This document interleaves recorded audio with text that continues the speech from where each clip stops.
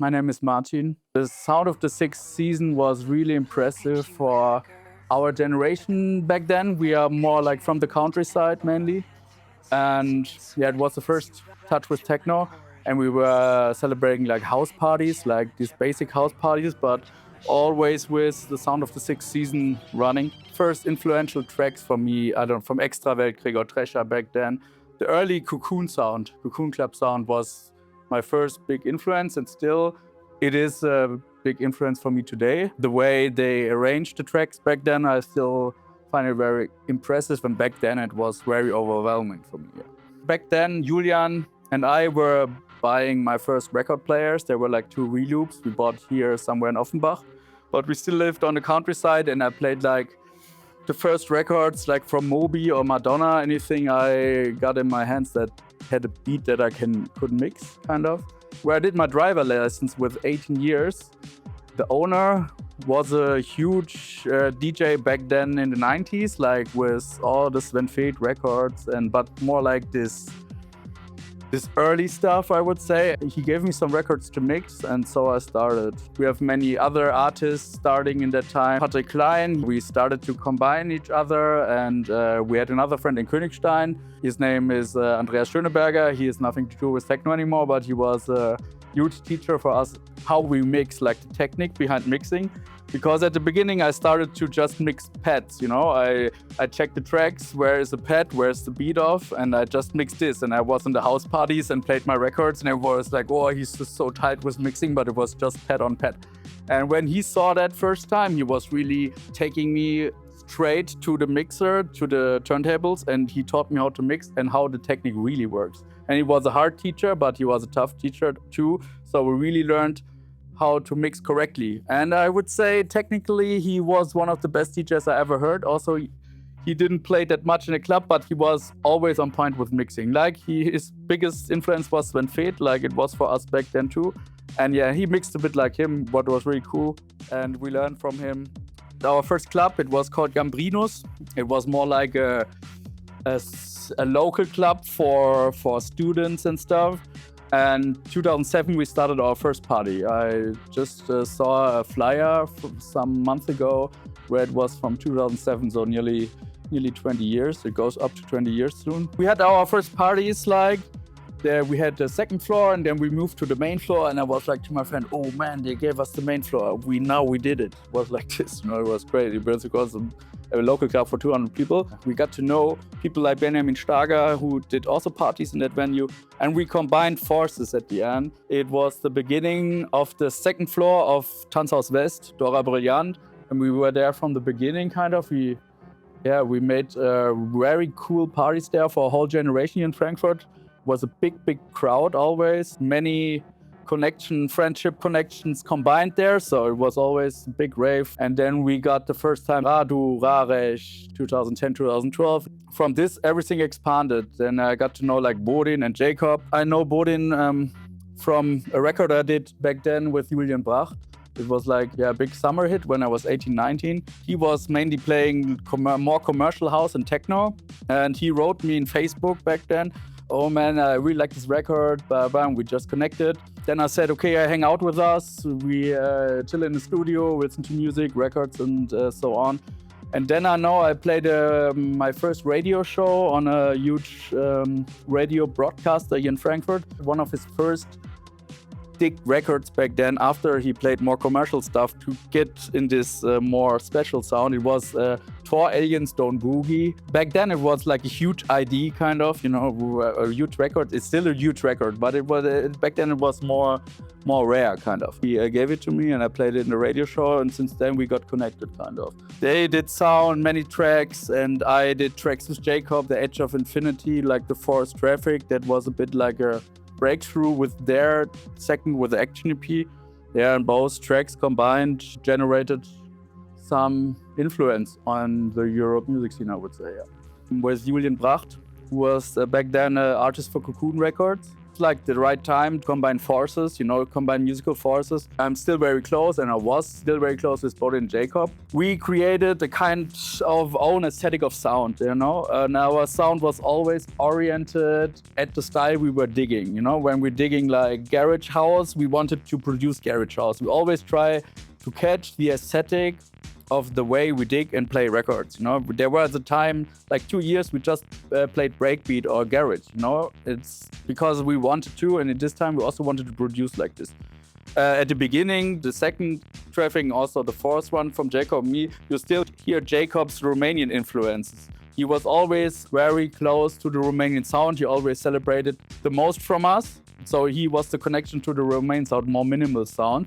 And you still hear it there. Bodin and me was in this time really focused on breakbeats and garage, so you hear it like in the following records. So every step we do in the studio was based on the aesthetic and the records we hear and we shared.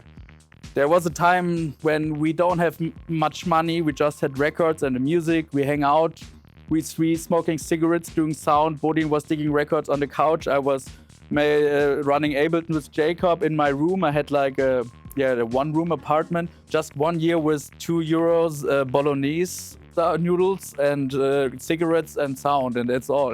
But this was a connection that bring us on such an intense level. So many hours here in this room, especially. So many hours at Robert Johnson, also as guests to celebrate like Apia, Ricardo. When I play with Bodin, we don't need to talk about anything. We just play because we have the same idea of a big rave, of energy, and of how a track should sound and how a track should arrange, that it fits in our aesthetic. We're running after parties that were called Not on Earth. And the main protagonists were there like Nico, Onur, also Bin was playing also on one, I think. But it was also like an after party vibe, after a big Robert Johnson night. Perhaps like Ricardo was playing and we made an after party with Nico, And there was a location, 2015, it was called Hafenstraße, and it was under the Post building in Frankfurt. There was a huge room where in the past there were a machine that selected the letters and tell the letter 1, he has to go this way, and the letter has to go this way. This machine was huge, and when it was moved out of the room, it was a huge rave room.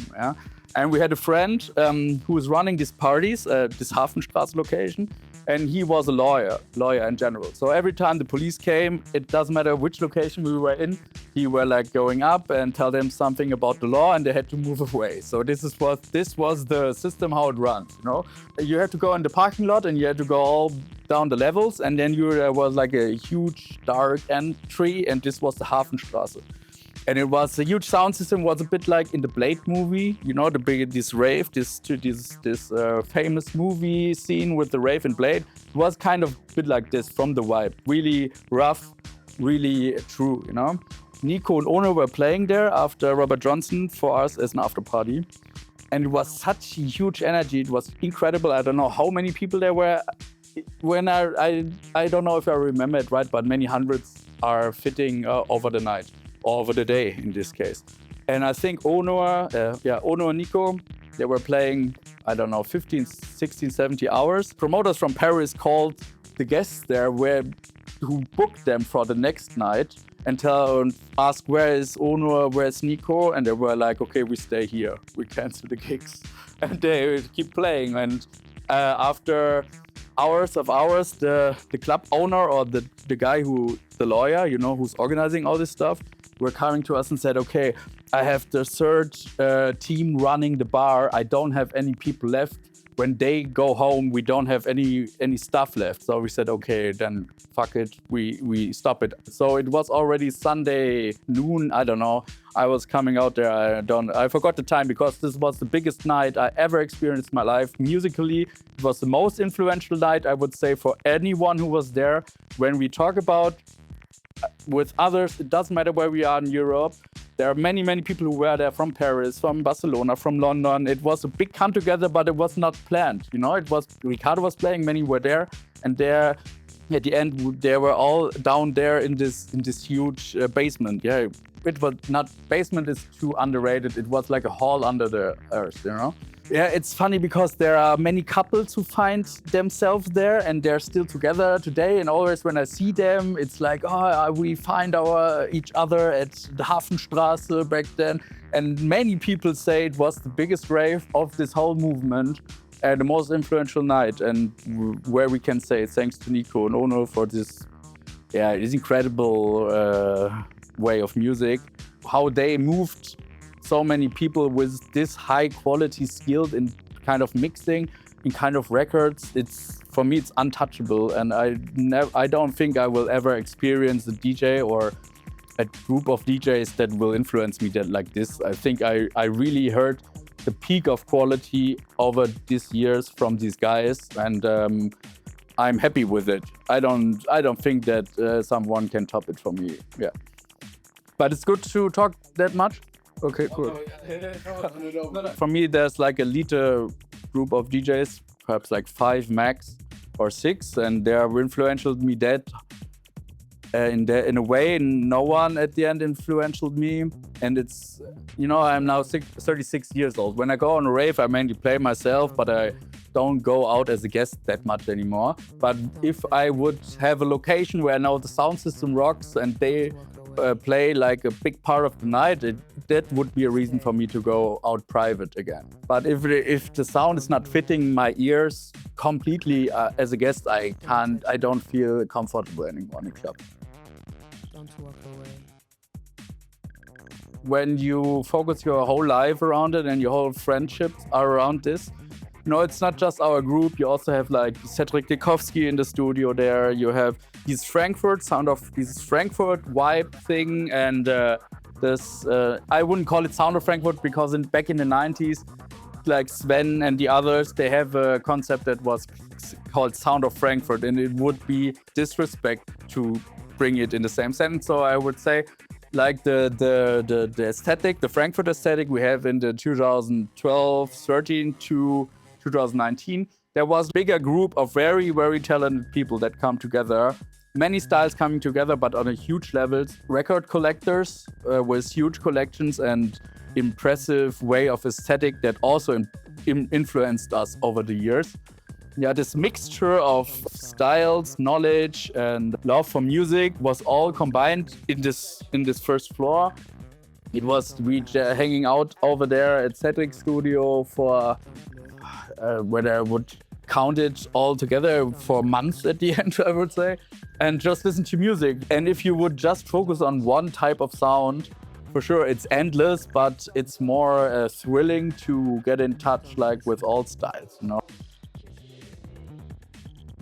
I'm currently finding my way back to the sound more. Corona was a big cut for us. It was also a big psychological cut because everything was there and then it was gone. After that, the scene changed immensely. I think there were stuff in the spotlight that has nothing to do with an objective view on quality in music. I would say it like this. That has an influence on us directly as well. Also, in that time, my father died, so I had to figure out a big business legacy that I got from him. So it was the point. Okay, I have a normal job, and I have now another job I have to handle, like a company. So there was not much time for sound in this time frame, like this Corona, all this adult stuff I had to do. You know, I figured out many things. I put them in line, and now they are working. So I get more and more free time back.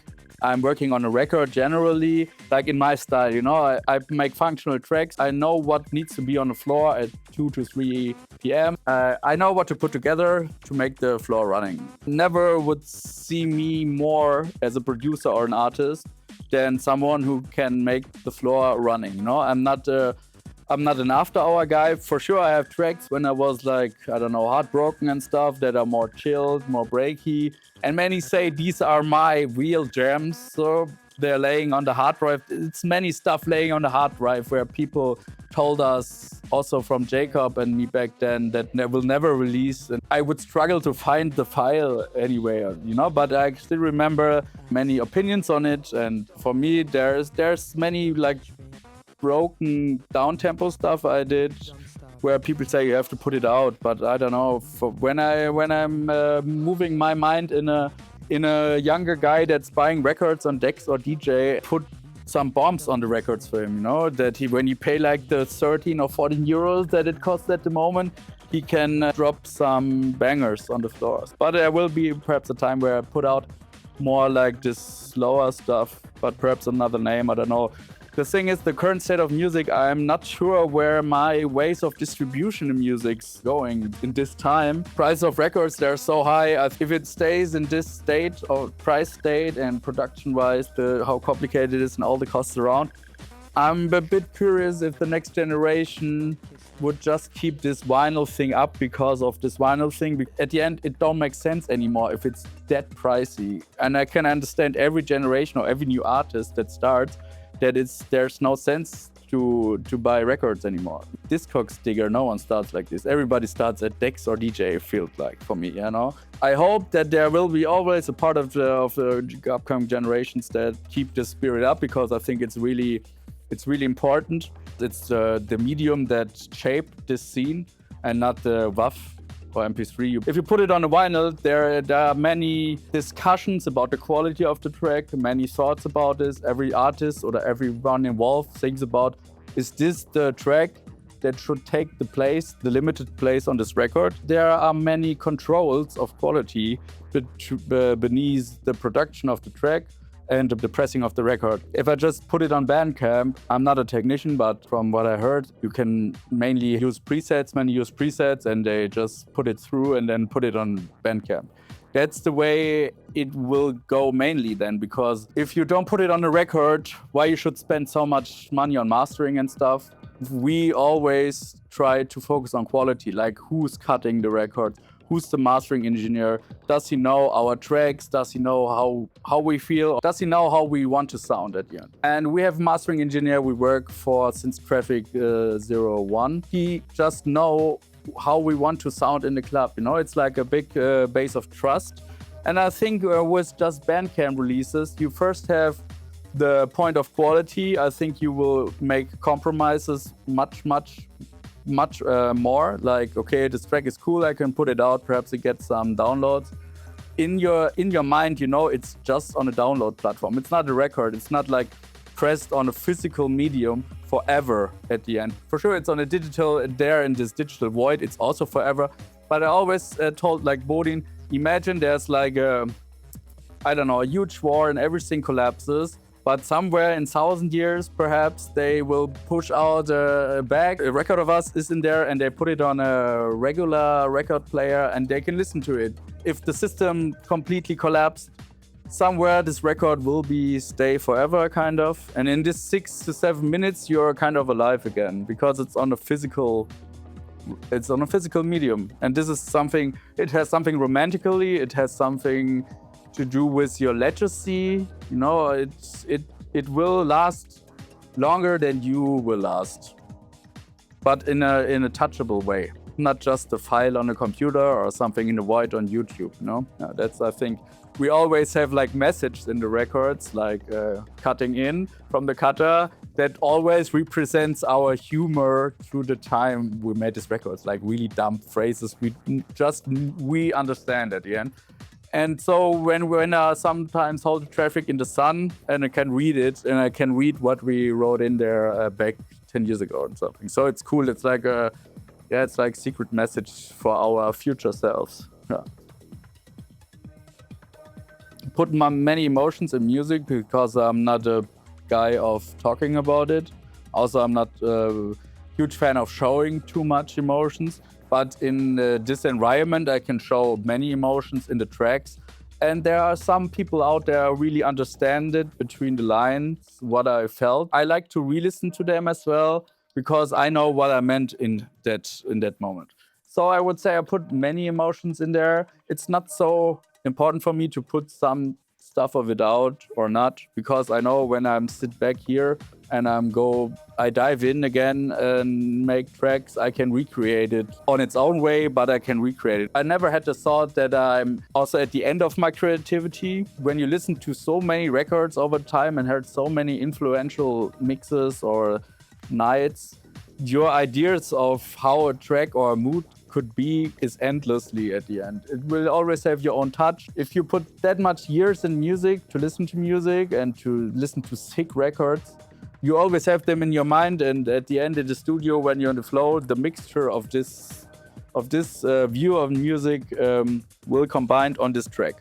18 in the morning, I'm back from a club night and I'm a bit sentimental. The track will sound like this. Also, if it's just a break or a mood switch, something will recreate this mood or will catch this mood. I have a level of aesthetic I want to sound like. I want my records to sound like. I didn't reach so far. There are many steps still beneath, till I can reach a kind of a, not perfection, but for me, kind of a perfection where I want to be as a producer. But it's still a huge way to this point. There are some artists that are not so known, some producers from the 90s I have in my mind, that aesthetic I want to reach at some point in my life. The goal is more the way to it than to reach the goal. So it doesn't matter what I reach on this way. If it's pleasuring the people, it's cool for me. But at the end, it's more of a self-healing or a self-healing way that leads me through my life.